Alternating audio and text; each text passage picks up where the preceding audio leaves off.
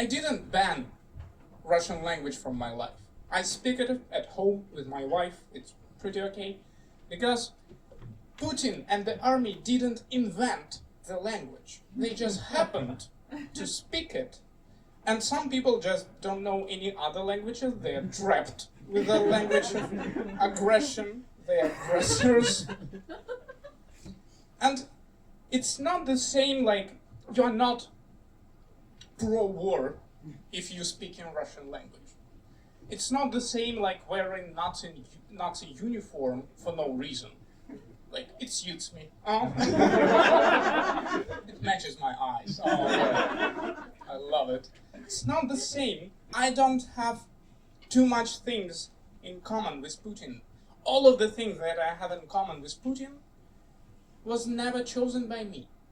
For example, passport, yeah, language, nationality, and one more thing we have in common: we speak in front of people and they laugh. Yeah? And after that, the closest friends come into us and like, oh, it was so good. You killed it.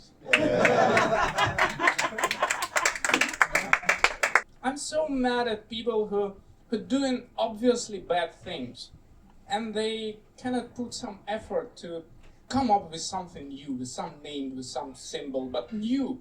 Don't ruin that existed.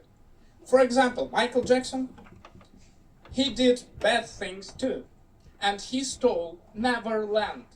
The name of Peter Pan's world. Just imagine the next day when news comes out and some theme parks named Neverland were devastated, I bet. They were like, oh fuck. What to do? What's faster to do? To do all the paperwork now? To change our name? Or to reply to thousands of emails, no, we don't fuck kids. It's a big decision in our lives. Another cultural thing, which is beautiful, which is pretty, but no one told me about that.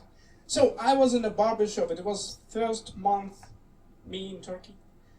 And I was in a barbershop, in my local barbershop in Üsküdar or something. And first of all, no one speaks English, so it's mostly mime. Look.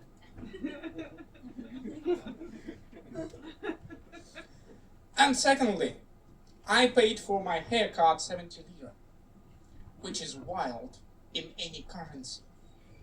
Even here in Kadıköy, I think if you will give 70 lira to a barber, he will just give you scissors. Like, here you go. You can take it back, okay? Because even scissors costs 100. So, and the cultural thing was, there was a child of barber, and it's a good thing to teach him that how you can earn money. You need to work, please, like that. And he's doing like chores and stuff. But the next thing that kid do, he washed my head before the haircut. It's nice, but never introduced me in that. Never. No one told me that kid will wash my head. And I was pretty okay with that, but it's 70 lira and you cannot tip the kid in front of his father. And you cannot say like, oh, what a gentle hands. It's no, just immediately, no, stop it. And I just got used to it. I went there for a couple of months more. And after a couple of months, I went there again. And there was no kid, no that barber, some new barber without kid, who didn't even wash my head before the haircut. He just started. And that's it. And I was so angry because I didn't wash my head too. Because I have a tradition now that once a month some kid washing my head. I loved it. Don't take it from me. I learned French for a week because I learned the most important stuff from French language. There is a word in French language which describes that France is pretty good. there is a word, bifle, which means slap a dick in the face. I think you're doing good if you need that kind of words in your language. You solved all the problems in your country, and now you're bored. And just imagine how many times it's supposed to happen. So the whole country is like, we need to name it somehow, I don't know. Because it's pretty weird. It's difficult to explain my friends what happened. It's just...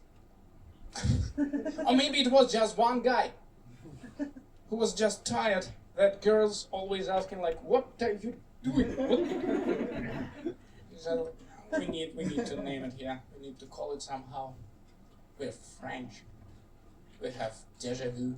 And if you experience déjà vu before, it's a nightmare. I love it.